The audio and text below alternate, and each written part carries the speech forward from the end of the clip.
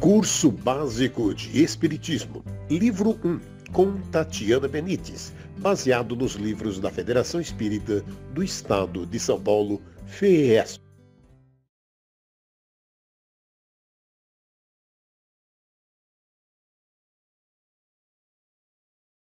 Olá, seja muito bem-vindo a mais uma aula dos nossos estudos do livro Curso Básico de Espiritismo.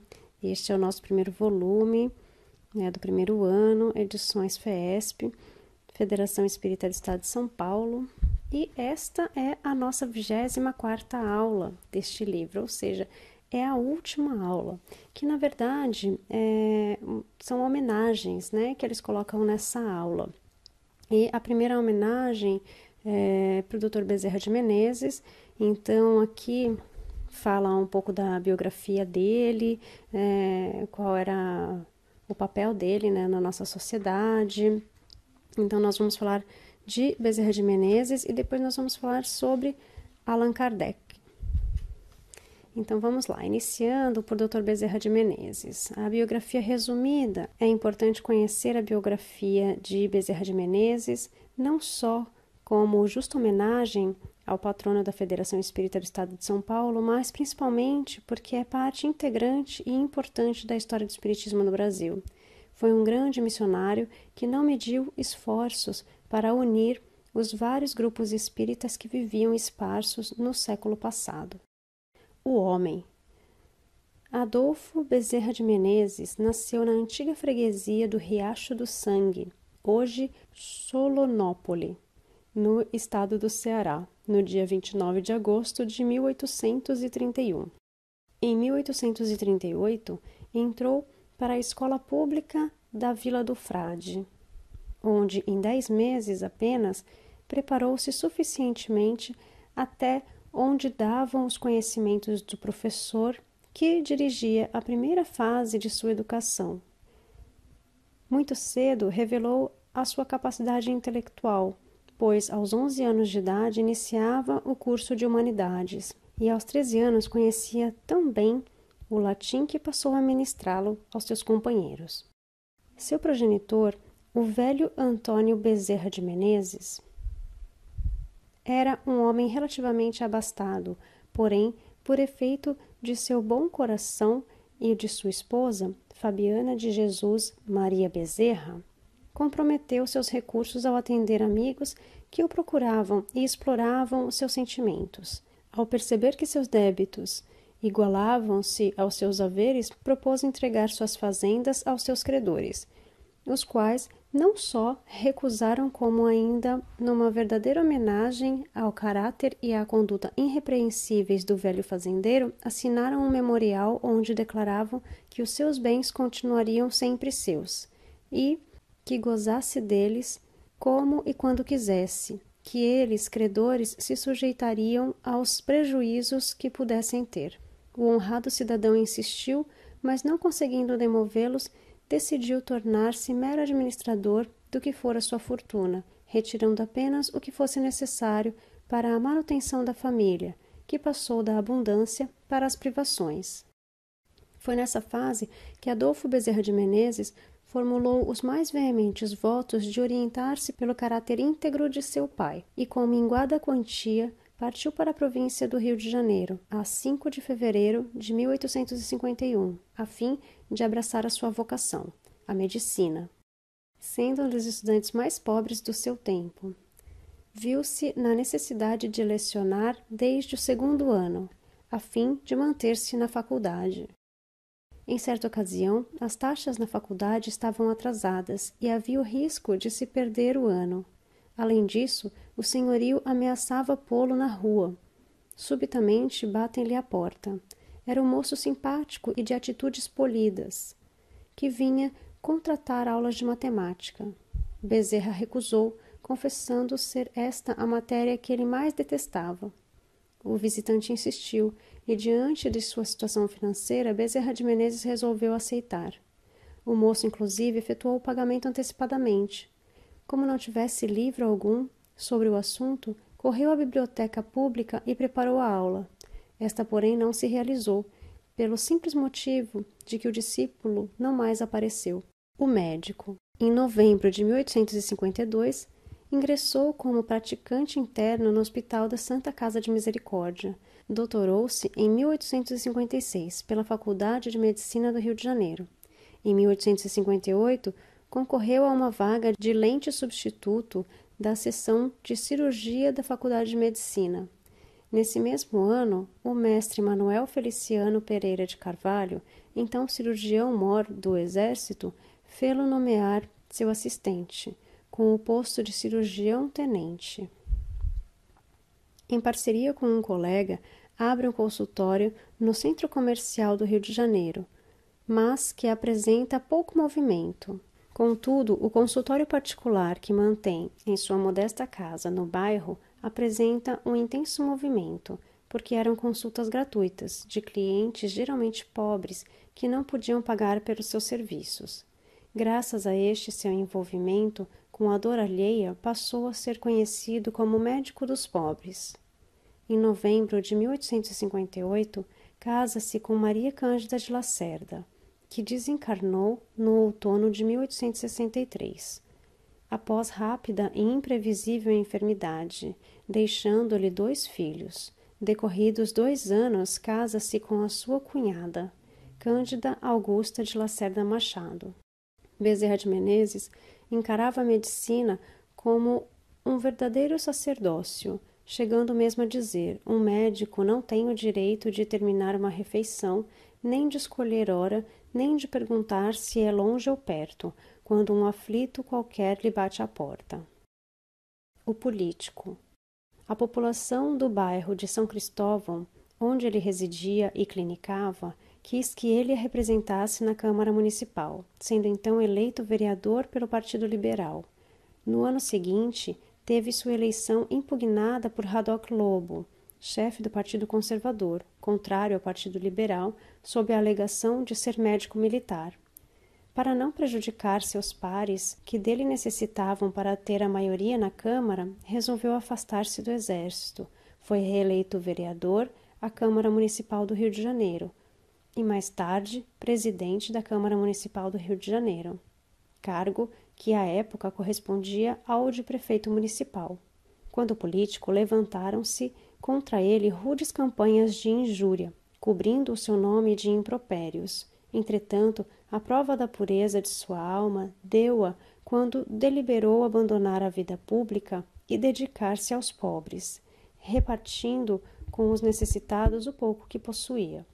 Corria sempre ao casebre do pobre, onde houvesse um mal a combater, levando ao aflito o conforto de sua palavra de bondade, o recurso da sua profissão de médico e o auxílio da sua bolsa minguada, porém generosa.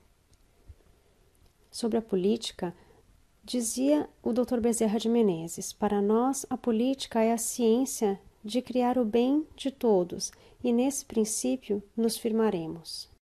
O espírita.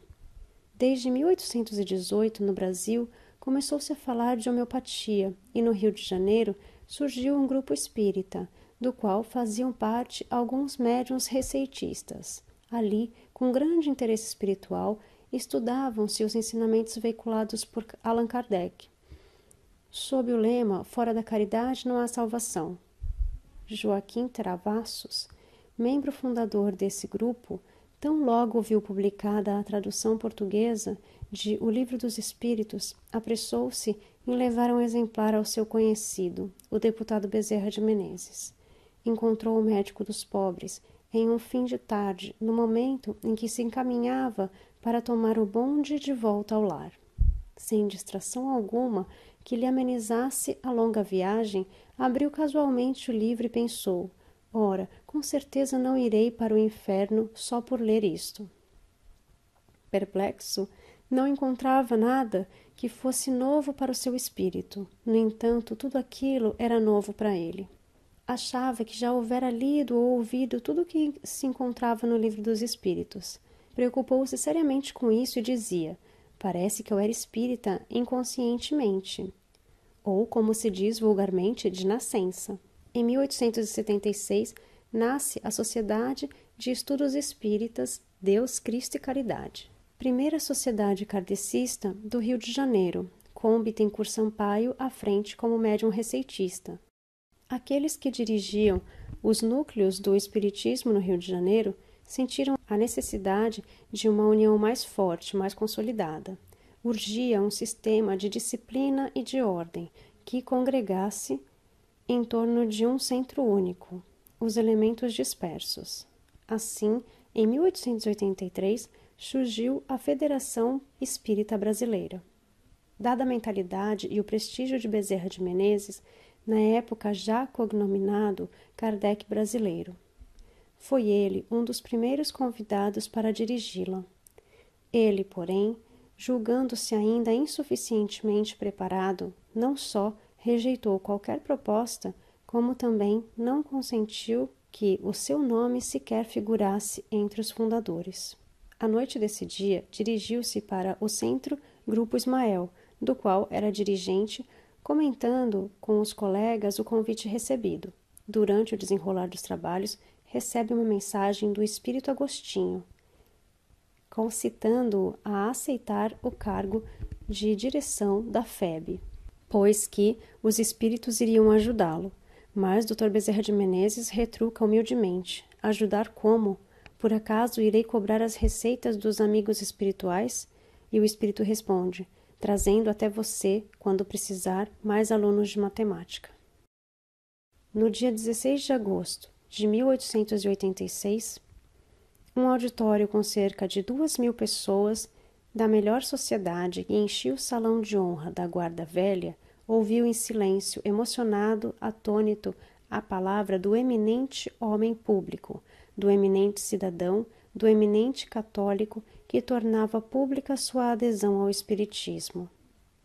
Nessa época já existiam muitas sociedades espíritas, porém as únicas que mantinham a hegemonia eram 4: a Acadêmica, a Fraternidade, a União Espírita do Brasil e a Federação Espírita Brasileira. Entretanto, logo surgiram entre as rivalidades e discórdias, sob os auspícios de Bezerra de Menezes e acatando as importantes instruções dadas por Allan Kardec, através do médium Frederico Júnior, foi fundado o famoso Centro Espírita. Porém, nem por isso deixava Bezerra de Menezes de dar a sua cooperação a todas as outras instituições. O entusiasmo dos espíritas logo se arrefeceu, e Bezerra de Menezes se viu desamparado pelos seus companheiros, chegando a ser o único frequentador do centro. A cisão era profunda entre os espíritas que se dividiam em místicos e científicos.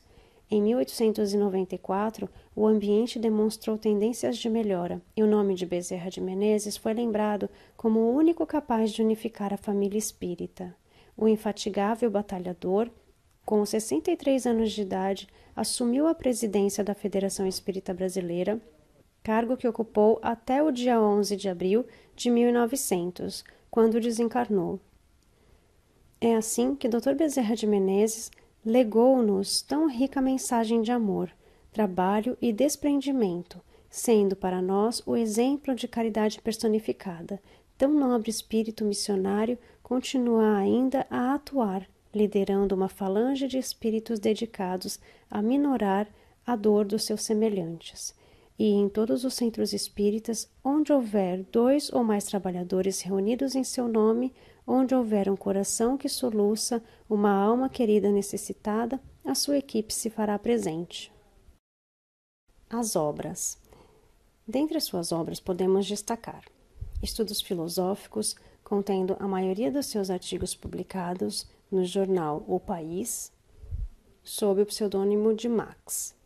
A Loucura, sob Novo Prisma, obra descritiva sobre o conceito espírita de obsessão. E Uma Carta de Bezerra de Menezes. E a segunda parte, que é a biografia de Allan Kardec, que é a que nós vamos ver agora. Hippolyte Léon Denisard Rivail, o educador. Hippolyte Léon Denisard Rivail nasceu na cidade de Lyon, na França, no dia 3 de outubro de 1804, filho de uma tradicional família lionesa, reconhecida pelas suas virtudes, na qual vários de seus membros haviam se destacado na advocacia e na magistratura. Era de esperar, portanto, que, entre tantos familiares advogados e juízes, também se dedicasse a esta área. Mas outra era a missão para a qual estava predestinado, pois, desde pequeno, o jovem Denizar sentiu-se atraído para as ciências aplicadas e para a filosofia. Realizou seus primeiros estudos em sua cidade natal e, aos 10 anos, foi matriculado no Instituto Yverdon, na Suíça, o célebre Instituto de Educação de Jean-Henri Pestalozzi, considerado a escola modelo da Europa, que exerceu grande influência na reforma do ensino naquela época, principalmente na Alemanha e na França. Dotado de grande inteligência e atraído para o ensino por vocação e aptidões excepcionais, tornou-se um dos mais destacados alunos de Pestalozzi, a tal ponto que passou a ser um de seus colaboradores mais eficientes, substituindo-o com apenas 14 anos sempre que se fazia necessário. Foi nesses exercícios que se lhe desenvolveram as ideias que mais tarde deveriam elevá-lo à classe dos grandes educadores europeus. Conhecendo bastante o catolicismo e o protestantismo, preocupou-se por uma reforma religiosa que não impusesse barreiras à lógica e à observação. Tal preocupação acompanhou-o durante muitos anos, revelando-se nos seus trabalhos em diferentes áreas, no decurso dos quais procurava alcançar um meio de unificar as crenças, mas não conseguia descobrir o elemento indispensável para a solução desse grande problema. Somente mais tarde, ao abraçar a grandiosa missão que lhe fora confiada, quando, ainda na espiritualidade, é que pôde finalmente canalizar seus trabalhos para uma direção toda especial. Concluídos seus estudos, voltou para a França e, possuindo agora conhecimentos da língua alemã, traduziu para esse idioma diferentes obras de educação e moral. Funda um instituto de educação, Instituto Rivail, à Rua de Sèvres, número 35, nos moldes do já extinto Instituto de Yverdon. Em 6 de fevereiro de 1832, casou-se com Amélie Gabrielle Boudot, que seria sua companheira por 37 anos.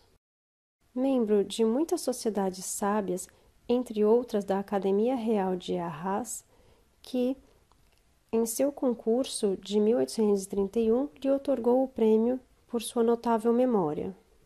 Então, lhe outorgou o prêmio de sua notável memória sobre os métodos educacionais daquela época. De 1835 a 1840, instalou em sua casa situada na Rua Sèvres cursos de física, química, anatomia comparada, astronomia e etc., totalmente gratuitas para aqueles que não tinham condições de pagar tais estudos. Escreveu numerosas obras de educação e desfrutaram de grande aceitação nos círculos acadêmicos à sua época. Portanto, antes mesmo que o Espiritismo lhe tivesse difundido o pseudônimo de Allan Kardec, tinha ele, como professor Rivail, alcançado méritos inquestionáveis no campo educacional de várias áreas. É importante ressaltar, nos traços biográficos de Hippolyte Léon Denisard Rivail, o seu empenho, a sua dedicação exclusiva no campo educacional extensivo às grandes áreas do conhecimento, pois o seu poder de organização, a seriedade de seus propósitos, a criteriosa observação dos fatos, somados à grande capacidade intelectual, é que iriam desaguar mais tarde no grandioso conjunto de obras que iria cobrir de bênçãos a humanidade, o teor da terceira revelação, o Consolador prometido, o Espírito de Verdade. Allan Kardec, o codificador. Em 1854, através do Sr. Fortier, um magnetizador, o professor Rivail ouviu falar pela primeira vez nas mesas girantes. A princípio, demonstrou incredulidade quanto à autenticidade do fenômeno, em razão do seu pensamento caracterizado pela lógica e pelo método científico. Mas, ao tomar conhecimento mais tarde de que tais mesas respondiam perguntas sempre que interrogadas, resolveu assistir a algumas sessões para investigar possíveis fraudes. A partir de cuidadosas observações, pôde verificar que elas se moviam, sem que ninguém as empurrasse, que havia um efeito inteligente por trás de cada resposta obtida. Ainda sem mudar de opinião sobre tais fenômenos, aparentemente tão incompreensíveis à luz da razão, decidiu prosseguir em suas observações. Foi então que travou conhecimento com a família Baudin, onde passou a assistir às reuniões semanais que ali realizavam, iniciando sérios estudos sobre fatos que seu raciocínio ainda se recusava a admitir. Pedagogo por excelência, o professor Rivail passou a usar o método da experimentação em seu novo trabalho. Sem ideias preconcebidas, comparou os fatos e estudou os efeitos para encontrar as causas possíveis, não aceitando prontamente qualquer explicação que se pudesse resistir à lógica e ao bom senso. E à proporção que as causas desses fenômenos vinham à tona, sentiu tratar-se de um assunto grave e importante, que viria alterar de modo significativo algumas verdades pré-estabelecidas. Constatou então a existência de um mundo invisível, o de espíritos, cujas leis naturais regem as relações entre esse mundo e o mundo material. A partir daí, novos fatos reveladores vieram juntar-se às suas criteriosas observações. Mas foi tão somente em 30 de abril de 1856, na casa do Sr. Roustan, que o professor Rivail teve conhecimento da sua grande missão, através de uma comunicação mediúnica. Não haverá mais religião, e uma será necessária, verdadeira, grande, bela e digna do Criador. Os primeiros fundamentos já estão lançados. Quanto a ti, Rivail, esta é a tua missão. Mediante esta convocação espiritual, e para separar definitivamente a sua obra como professor ilustre do trabalho de codificador que acabara de aceitar, resolveu escolher o pseudônimo de Allan Kardec por vinculações a vidas pretéritas, objetivando também emprestar um cunho impessoal ao estudo sistemático dos fenômenos espíritas. Estava inquestionavelmente reservado a esse notável educador o trabalho de organizar, através de uma codificação abrangente, a nova concepção religiosa do homem e revelar o verdadeiro sentido dos ensinamentos de Jesus. Assim, o educador Hippolyte Léon Denisard Rivail dá lugar a Allan Kardec, que foi, na verdade, um emissário da espiritualidade maior, com a missão de ordenar e catalogar sistematicamente as orientações recebidas pela equipe do Espírito de Verdade, a fim de apresentar à humanidade a obra majestosa de cunho simultaneamente científico, filosófico e religioso. Allan Kardec jamais negou o caráter impessoal de seus trabalhos, atribuindo todo o mérito que neles se deparasse aos espíritos superiores, seus principais autores, pois tudo lhe era transmitido pelas vozes do céu, através das mediunidades postas a serviço dos seus estudos e designadas para a tarefa tão transcendental. Homem de caráter crítico, observou exaustivamente os fenômenos para deduzir as leis que os regem. Foi o primeiro que, sobre tais fatos, constituiu um corpo doutrinário regular e metódico. Demonstrou que fenômenos tidos como sobrenaturais estão sujeitos às leis, como tudo no universo. Subordinou-os à ordem dos fenômenos naturais, fazendo ruir o último reduto do sobrenatural, que constituía um dos alicerces das religiões dogmáticas. Das manifestações inteligentes, sob as mais variadas modalidades, a interpretação dos evangelhos, os espíritos que indicaram a Kardec o caminho a seguir sempre se apoiaram nas palavras de Jesus, pois o objetivo deste trabalho, em conjunto, era um só: revelar à humanidade a vinda do Consolador prometido. E foi assim que, pleno de coragem, Allan Kardec lançou-se de corpo e alma à elaboração de O Livro dos Espíritos, que veio à luz em 18 de abril de 1857, cujo título exprime bem a sua origem, representando um verdadeiro marco de luz, anunciando o advento de uma nova era. a Era do Espírito, dando cumprimento à promessa de Jesus. A partir daí, dedicou-se inteiramente ao espiritismo. Fundou a Sociedade Parisiense de Estudos Espíritas em 1858. Criou a Revista Espírita em 1858, estabelecendo um sistema de correspondência com vários países. Paralelamente, proferiu conferências, viajou, estimulou a criação de novos centros e, complementando sua missão de codificador, levou ao prelo os seguintes volumes que compõem a codificação espírita. O Livro dos Espíritos, em 1857, obra filosófica contendo os princípios da doutrina espírita sobre a imortalidade da alma, a natureza dos espíritos e as relações com os homens, as leis morais, a vida futura e o porvir da humanidade. O Livro dos Médiuns, em 1861, obra de caráter essencialmente experimental e científica por excelência, apresenta um roteiro seguro para médiuns, dirigentes e doutrinadores.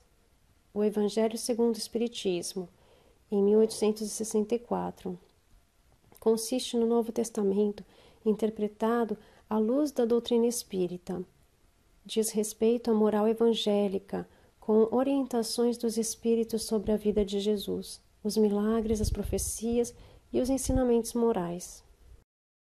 O Céu e o Inferno, em 1865, trata-se de um exame comparado das doutrinas acerca da passagem da vida corporal para a vida espiritual, das penalidades e recompensas futuras. A Gênese, os milagres e as predições, em 1868. Tem por objetivo o estudo da Gênese, os milagres e as predições em suas relações com as novas leis que decorrem da observação dos fenômenos espíritas. Apesar de concebida há muitas décadas, nesta obra, o Espírito de Verdade revela ideias que hoje são confirmadas pela ciência moderna. Em 31 de março de 1869, desencarna na capital francesa, não apenas o emérito educador Hippolyte Léon Denisard Rivail, mas o grande espírito missionário cognominado Allan Kardec, o codificador da doutrina espírita, deixando-nos o seu legado, as luzes da terceira revelação, onde a ciência e a religião se interpenetram e a filosofia se expande para além dos limites do mundo das formas para descortinar o mundo espiritual, a pátria natural de todos os homens. Curso Básico de Espiritismo, Livro 1, com Tatiana Benites, baseado nos livros da Federação Espírita do Estado de São Paulo, FEESP.